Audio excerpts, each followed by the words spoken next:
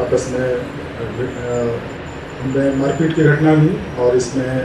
फिर आगे की जो कार्रवाई हुई, जो आप लोगों ने इस मामले को विभिन्न संगठनों के माध्यम से जो भी था उसको प्रशासन का ध्यान आकृष्ट कराया और इसमें कार्रवाई भी हुई। एफआईआर जो दर्ज था वो 15 तारीख को इस पे एफआईआर दर्ज किया गया और इसमें अभी तक जो अपराधकर्मी या जो इसमें एक्यूज्ड कहेंगे या जो भी इसमें अभियुक्त कहे जाएंगे, वो अभी तक दुर्भाग्यपूर्ण है कि अभी तक हम लोग के हाथ में नहीं है, लेकिन हम लोग बिल्कुल प्रयासरत हैं कि जल्द से जल्द वो हम लोग उसको जो भी न्यायिक प्रक्रिया है उसका पालन करते हुए उनको हम लोग आगे न्यायिक प्रक्रिया में डालें। तो इसमें आप लोगों ने जो मुझे इस मामले से पहले भी जो कुछ मामले रहे हैं उसको भी अवगत कराया कि पहले की जो भी छोटी मोटी घटनाएं थी जिसके कारण जो समाज में रोष रहा और इस तरह की घटना बाद में हो जाने के कारण फिर से और इस मामले को थोड़ा सा फ्लेयर अप होता हुआ हम लोगों को महसूस हुआ। तो इसमें एसपी साहब द्वारा जो वहाँ के थाना प्रभारी जिस पे आप लोगों का काफ़ी आक्रोश था कि उन्होंने इस मामले को ठीक से टैकल नहीं किया, यदि समय रहते ठीक से टैकल किया जाता तो शायद इस तरह का नौबत ना आता। तो इसमें तत्कालीन रूप से जो थाना प्रभारी थे उनको वहाँ से हटाया गया है। साथ में जो वहाँ आप लोग के द्वारा एक वहाँ के स्टाफ या एसपीओ कहेंगे जिन पे भी आरोप था उसको भी वहाँ से हटा दिया गया है और उनका कंडक्ट को देखते हुए अभी वो सर्विस में बहाल नहीं है। तो ये हुआ कि जो हम लोगों ने इस मामले को के सीरियसनेस देखते हुए इस तरह की कार्रवाई की है। इसके अलावा जो आगे जो इसमें अभियुक्त हैं उन पे कार्रवाई चल रही है, लेकिन मामला जब एफआईआर हो जाता है तो ये एक न्यायिक प्रक्रिया हो जाता है, एफआईआर कोर्ट में जाता है, आगे न्यायालय के हिसाब से और उसके जो भी ऑफेंस है उसके हिसाब से निर्णय होता है। मान लिया वो स्टेट से बाहर है तो अब उसमें हम लोग को सारा प्रक्रिया का पालन करना पड़ता है और हम लोग ट्रेस में भी लगे हुए हैं और सारा प्रक्रिया का पालन करना है। इस मामले में कहें तो मान लिया स्टेट से बाहर जाना है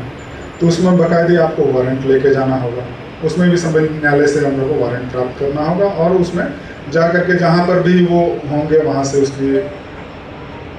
ले करके आना होगा, संबंधित कोर्ट में प्रोड्यूस करना पड़ेगा, वहाँ से फिर ट्रांजिट पे वो फिर यहाँ आएंगे, यहाँ पर फिर वो प्रोड्यूस होते हुए आगे जो न्यायिक हिरासत है उसमें जाएंगे। तो ये हम लोग का एक प्रक्रिया है और हम लोग एक पुलिस वाले हैं तो हम लोगों का जो भी रहता है कार्रवाई वो न्यायिक प्रक्रिया या न्यायालय से जुड़ा हुआ रहता है। तो इसलिए जो अभी मामला है कि जो इसमें आप लोगों के द्वारा आवेदन दिया गया था, साथ में इसमें दूसरे पक्ष वाला भी आवेदन दिया गया था, लेकिन जो हम लोगों के तहकीकात थी, जो हम लोगों का जो फाइंडिंग था उसमें प्रथम दृष्टया आप लोगों की तरफ से ही मतलब जो घायल थे वो थे, इसलिए इसमें आप लोगों की तरफ से दर्ज एफआईआर को ही एंटरटेन किया गया। बाकी अगले की तरफ से जो आया है वो अभी जांच की प्रक्रिया में ही है। और इसमें अभी 2023 में नया आपराधिक कानून आया है, उसमें पुलिस पे भी बहुत सारे बॉन्डिंग हैं कि जो भी मामले हैं वो जिस नेचर का है उसके हिसाब से उसमें नोटिस करना पड़ता है, कार्रवाई आगे बढ़ती है। और इसमें बहुत सारा हाई कोर्ट से लेकर के सुप्रीम कोर्ट का गाइडलाइन रहता है, पूर्व के जो भी न्यायिक निर्णय हैं वो भी चीज़ रहते हैं कि नहीं आपको इसी तरह के ये में एसओपी में पालन करना है। इसमें न्यायिक जो पदाधिकारी होते हैं वो भी इसी से बंधे होते हैं। हम लोग पुलिस वाले तो हैं, वो हैं, साथ में जो न्यायिक पदाधिकारी हैं वो भी इसी मामले से जुड़े होते हैं कि नहीं इनसे हम लोग इतर नहीं जा सकते हैं। जो गाइडलाइन है, जो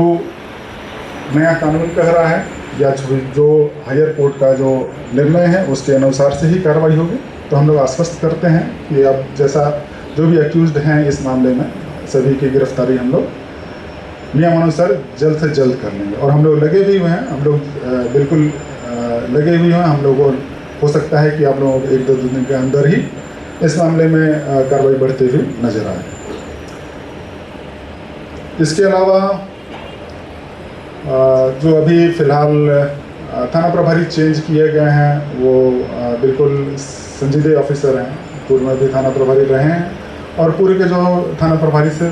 थे उनसे सीनियर हैं, तो वो एक अच्छे समझ वाले व्यक्ति हैं मेरी समझ से। जैसे हम चक्रधरपुर SDPO के भी चार्ज में पूर्व में रहे हैं, तो वो हमारे थाना प्रभारी टोकलो में हुआ करते थे। अच्छे ऑफिसर हैं, इसलिए हम लोग समझते हैं कि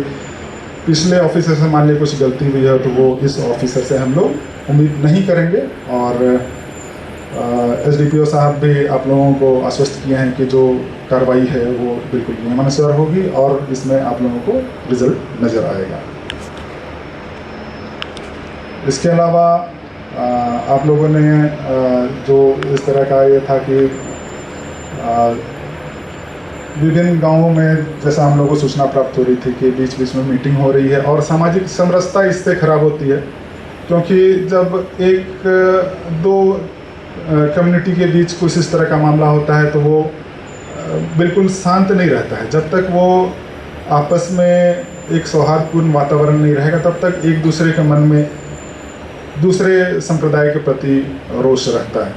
मान लीजिए कुछ ऐसी भी घटना पूर्व में हुई है तो उसमें विधि सम्मत कार्रवाई होगी। यदि उसमें विधि सम्मत जो भी चीज़ होता है आवेदन आएगा उस पर कार्रवाई होगी। इसके अलावा है कि उस तरह का माहौल ज़िले में नहीं बनने दें, ये ही हमारा अपील होगा। और यदि उस तरह का ये में कोई जा रहे होंगे तो उनको भी हम लोग कोशिश करते हैं कि आप लोग इतने मानिंद लोग हैं जो समाज के अग्रणी हैं या तो वो हैं, क्योंकि एक समाज से जो भी है वो यदि कुछ होता है तो समाज भी प्रभावित होता है। जैसा इस तरह का मामले में हम लोगों ने देखा जो पिछला 12 तारीख के बाद पिछले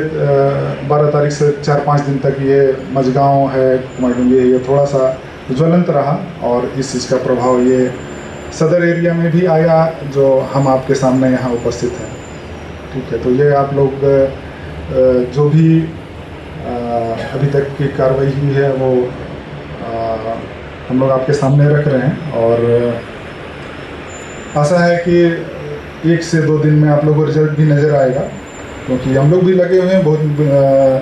जगन्नाथपुर का मामला होने के बावजूद भी जगन्नाथपुर SDPO साहब के अलावा हम लोग भी लगे हुए हैं और आशा है कि जल्दी रिजल्ट हम लोग आपको देंगे। तो अभी तक का जैसा ये है कि आप लोग सामाजिक समरसता बनाए रखें और ऐसा कोई भी चीज़ काम ना करें जिससे उस तरह की भावना फिर से फ्लेयर अप हो। इन्हीं सब बातों के साथ मैं अपनी वाणी को विराम देता हूँ।